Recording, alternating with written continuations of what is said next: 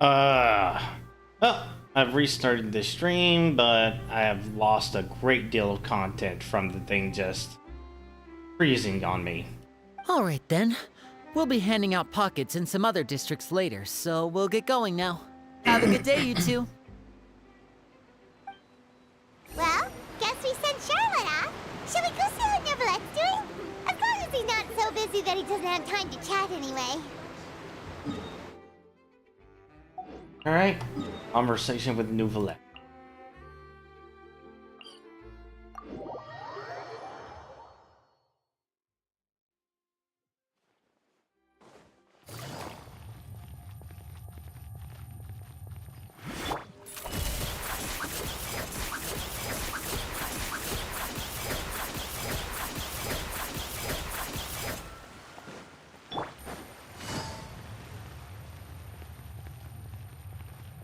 The entrance to the fortress! Ooh, he really is there! That was almost really bad.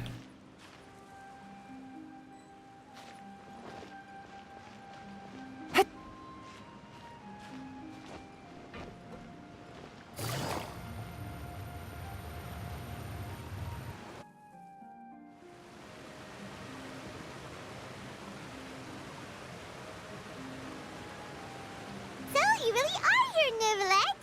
Paimon didn't think you were going to have free time this hour of the day. Really? Oh, I suppose you must have met Mr. Linney. He took the time to greet me earlier when he passed this way. In any case, you came at a good time. I was just considering reaching out to you to set up a meeting, so I made things that I haven't had the time to before. Aw, Paimon's glad that you remembered. Thank you for keeping us on your mind, what with you being busy and all. Alright, let's have it then. How was Fontaine actually saved? The whole business is still quite the mystery to us. It is strange how words can often leave a bitter taste in the mouth when it finally comes time to say them out loud.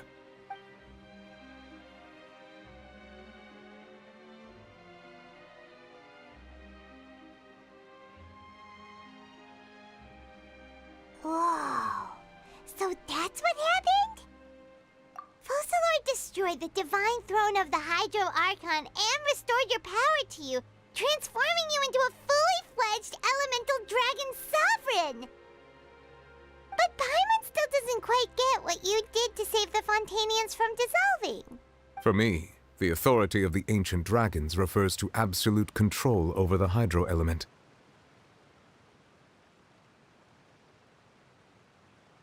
Fontanians were incomplete humans born of Egeria's use of the power of the primordial sea, with constitutions similar to that of mimics. But so long as those primordial energies remain within them, I could use the ancient dragon's authority to grant them true blood, after the fashion in which life was first brought into being on this planet. In other words, when I gave my verdict, Fontanians, and thus would naturally no longer be dissolved by water from the primordial sea. Focalor must have counted on you to make that decision as well. Your verdict was the key to making the prophecy appear to have come true while saving everyone. Yeah, and in a manner of speaking, Focalor finally managed to fulfill the original Hydro Archon's wish to turn Oceanids into real people too! It seems from your expressions that you still have more things you wish to ask. Ask away. I will tell you the truth as I know it.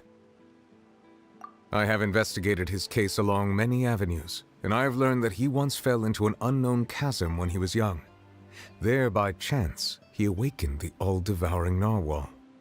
But whether it be by sentiment or reason, that should not have been enough to consider him the root cause of the disaster. At most, he would have had tangential liability. As for the judgment passed by the Oratrice during the trial, whether it was due to that liability by association, or Focalor deliberately using him to buy time for us on the assumption that he would be able to hold the creature off, I cannot say. Guess Focalor had Fontanians in mind the whole time.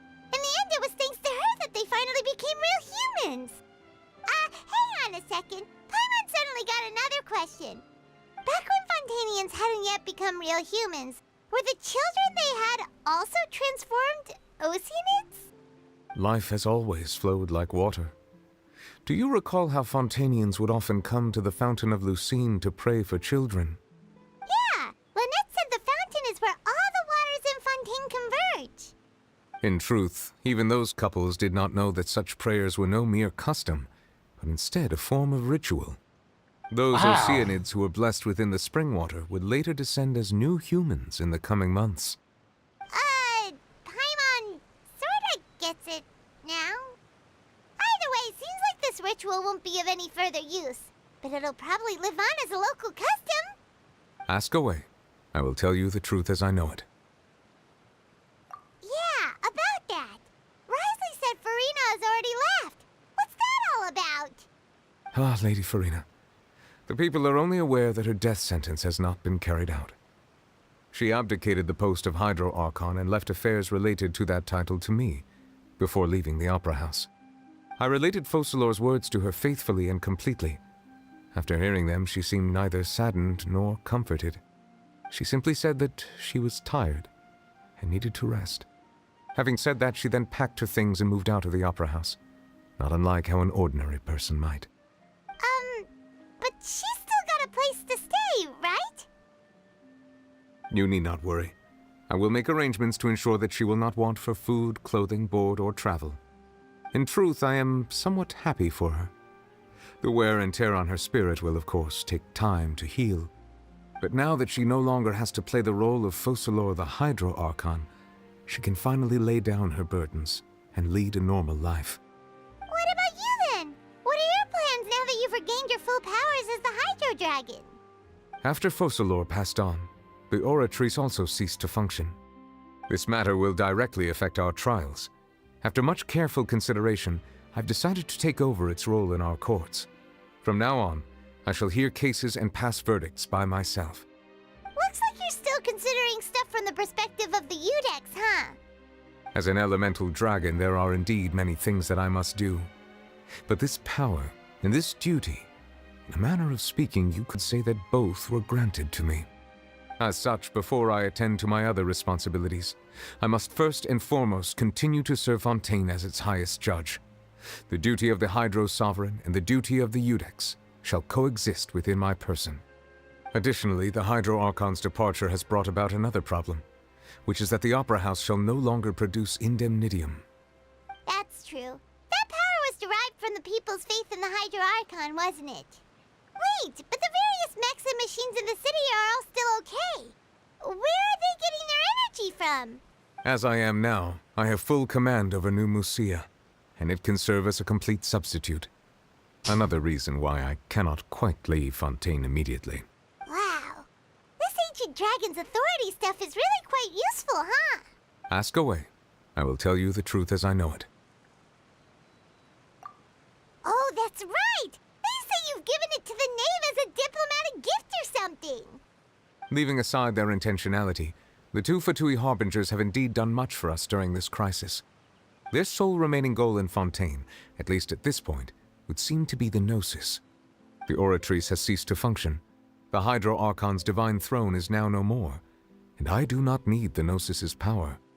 As such, it has lost all meaning for Fontaine. If the Fatui have impure designs, then we might as well accede to their request now, and avoid unnecessary conflict. What complicated considerations? Paimon thought you were just giving it to them out of gratitude to the knave and as an apology to Child. Ask away. I will tell you the truth as I know it. You will soon be heading to Natlan, I presume. I'm afraid that I have little talent as a travel guide, so all I can do is tell you what I know about that land. As far as I'm aware, Natlan can be said to be a nation of dragons. A nation of dragons? You mean like you? No, I suspect that I would not find myself welcome there. Unlike ancient dragons such as myself, the dragons of Natlan have undergone long years of development and evolution. The Large Saurians. numbers of them have entered a form of coexistence with humanity. Natlan is also the nation of war. War ravages those lands like an undying flame. There is one other piece of information I got incidentally from my negotiations with the Knave that I believe may be useful to you. The Harbinger known as the Captain has thrown his hat into the endless ring of war. The Captain. Sounds like a real tough customer. Seriously, everywhere you look, there's a Fatui Harbinger doing their thing. I suggest that you fully prepare yourself before going to Natlan. In the meantime, Fontaine's doors will always be open to you. Ask away. I will tell you the truth as I know it. No more questions. Hang on a sec. Paimon still got a question about the Gnosis. When we spoke to Linny earlier, he mentioned that your attitude towards giving away the Gnosis had clearly changed. We guessed that there might be some reason for it that only you were aware of. No wonder the House of the Hearth is the Fatui's intelligence division. They are certainly sharp. So regarding this specific issue, I was just getting ready to share something with you. What is it? In truth, I exchanged some further words with that lady named Skirk after sending you two back to the surface. It went something like this.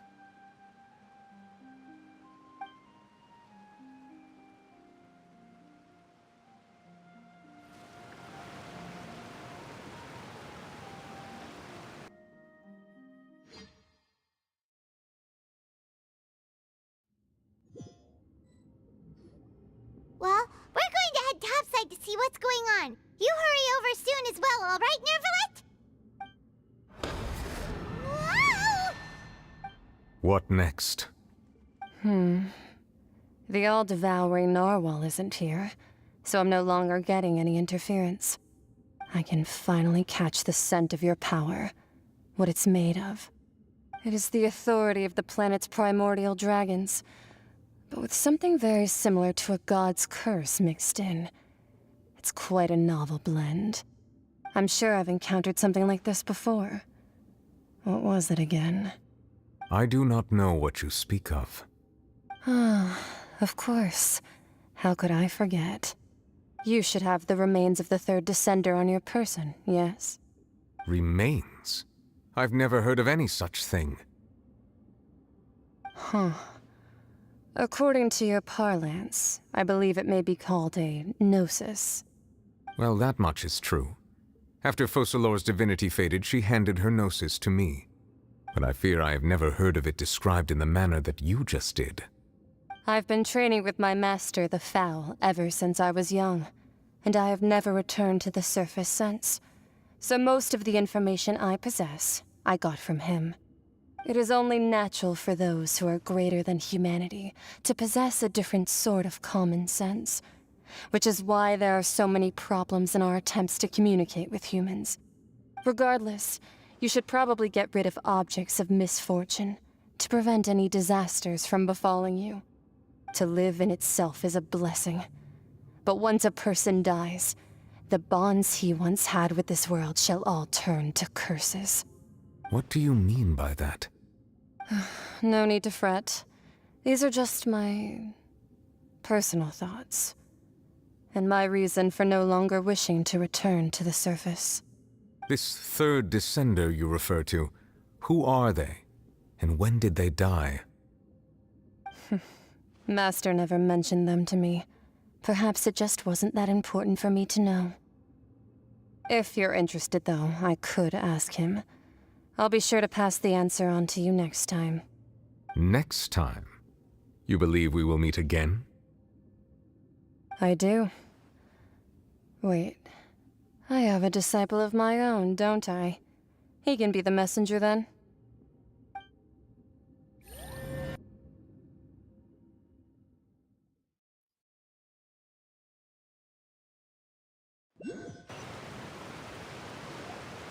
That's what she told me. Whether it would prove useful or not, I wanted to pass that information on to you. The remains of the third Descender? So that's what the Gnosis actually are. Paimon just thought they looked like chess pieces. How could they be a person's remains? All the same, assuming that there was no misunderstanding or special metaphor at play, that is what she meant to say. And she said that it would bring misfortune and that you should check it, which is why you gave it to the Fatui. If she speaks the truth, then I would simply be putting Fontaine at unnecessary risk by keeping it here.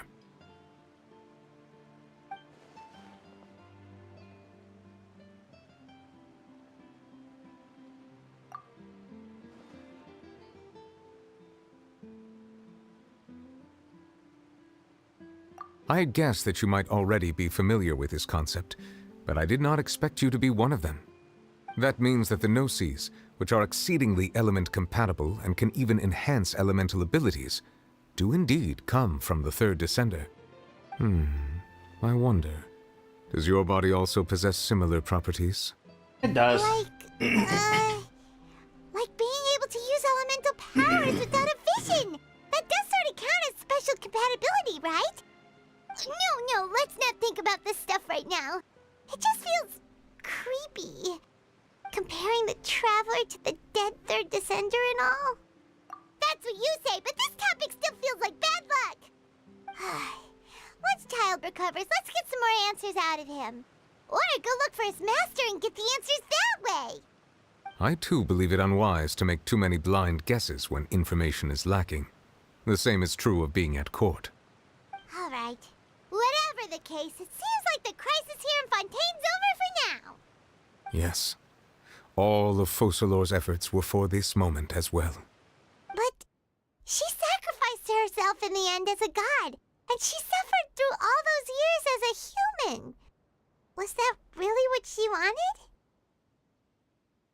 I suppose that would be the mystery of a god's will. I suspect not. But once in a while I too would guess that if wishes were like the clouds in the sky, they will one day return to the earth as raindrops. Life flows like water, and rain is the final answer. The water levels may sometimes tilt one way or another, but the rain falls fairly upon all. And what, ultimately, is the difference between the rains that fall upon all of us? And it's...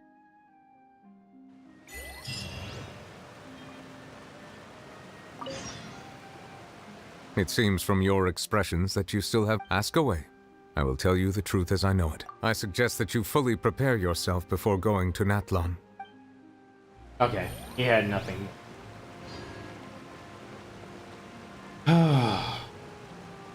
Jesus Christ. That was practically 5 hours. That was one hell of a book.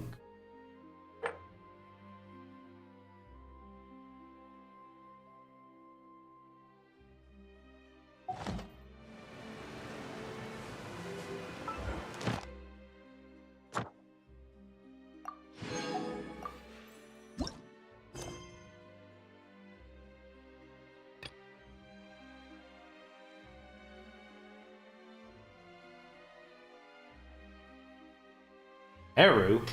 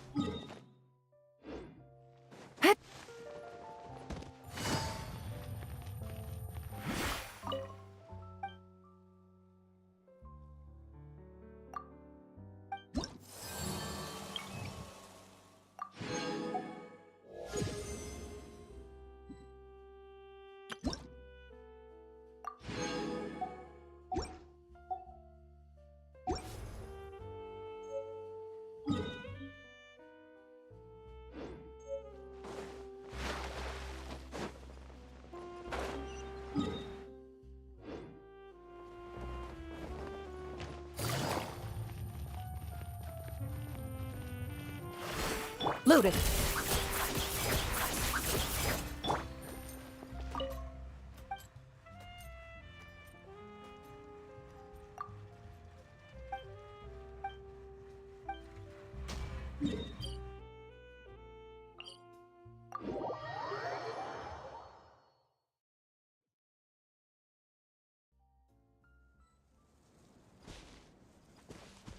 Sorry, I'm not adding people to Discord. Well...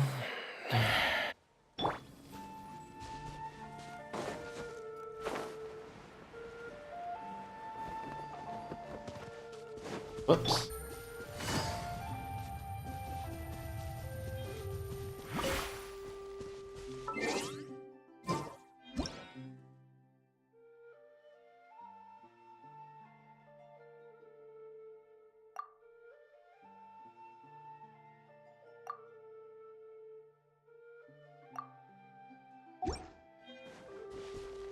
Ready.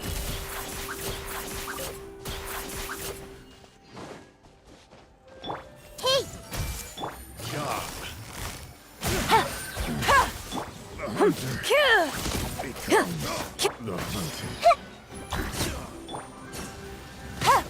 Take it easy.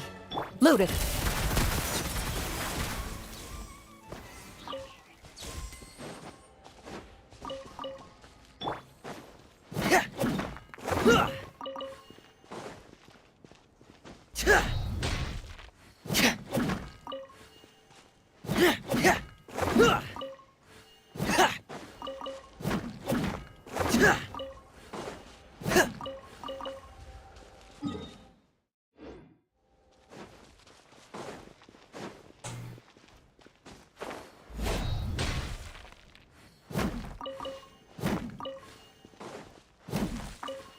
There we go.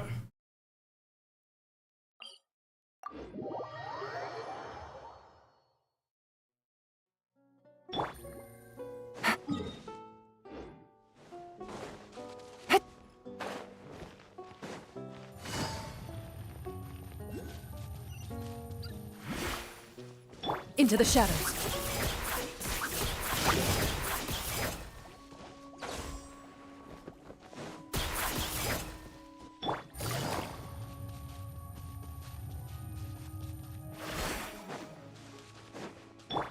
Ready.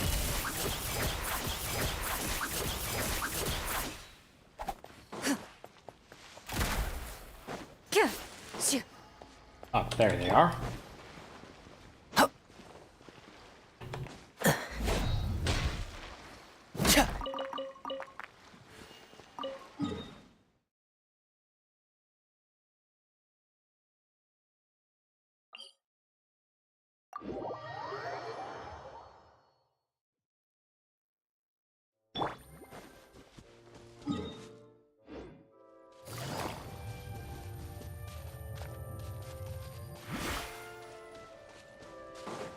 Into the shadows.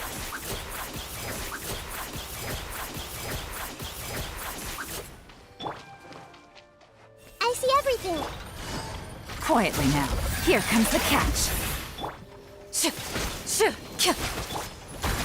This was unwise! Loaded.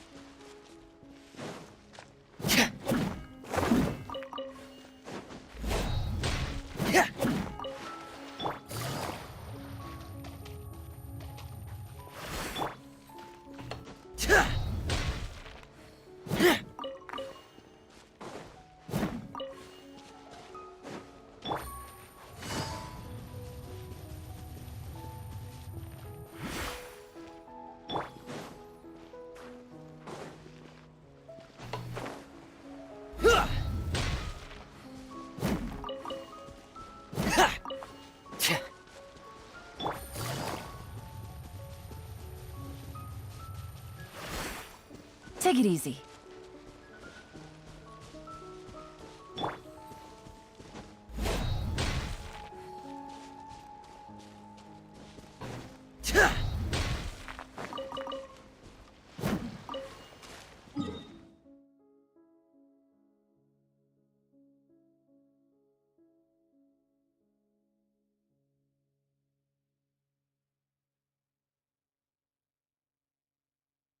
Last one.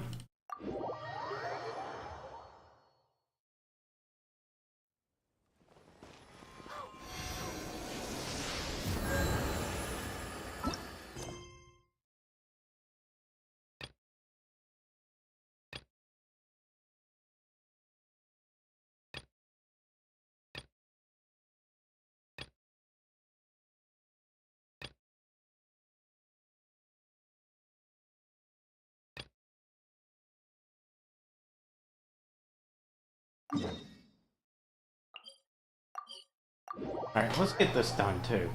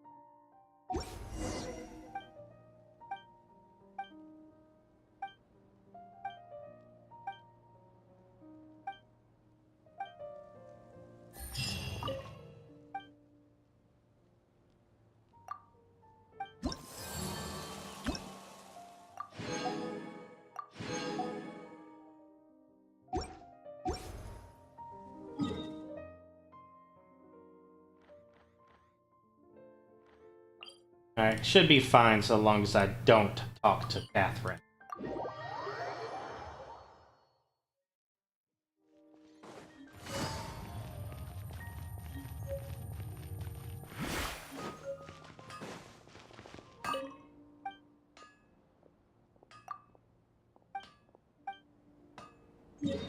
Oh, he doesn't waste much time talking to.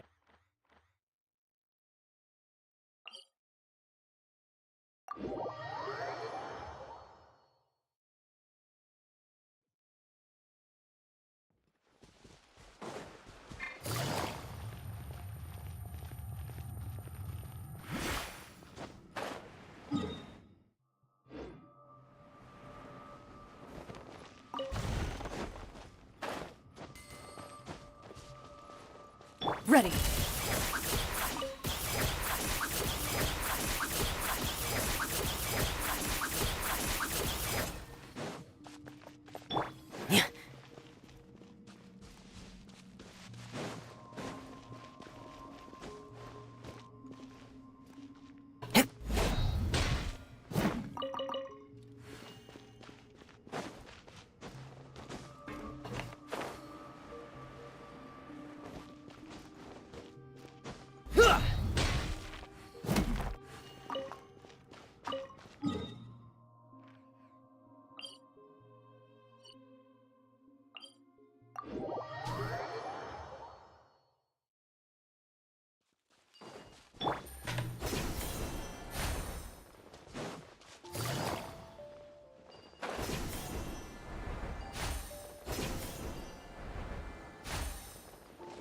Into the shadows.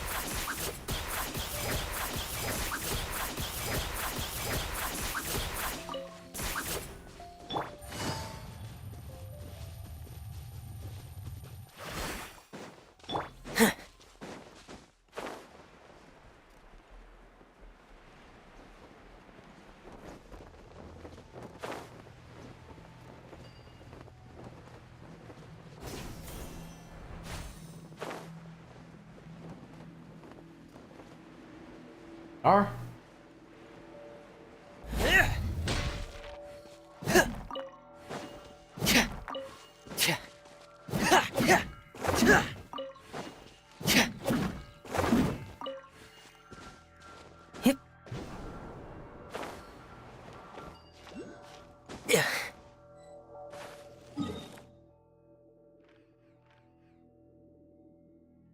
Jeez, these are just all over the place.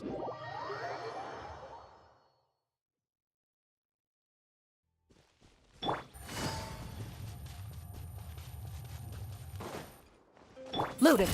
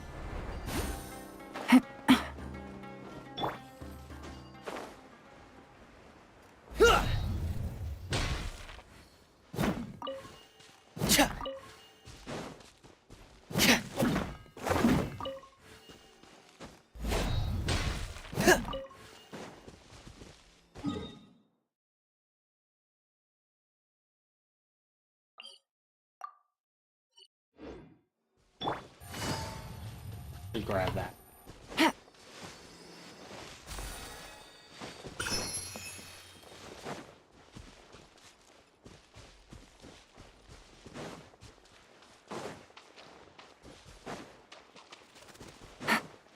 Into the shadows.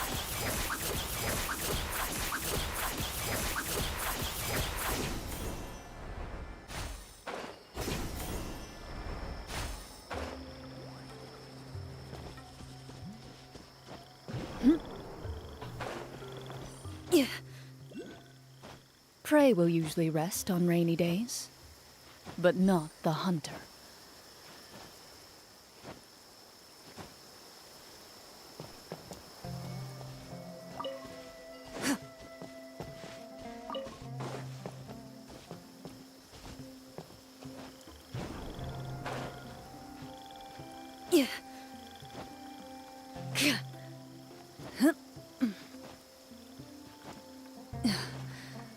Oh, God.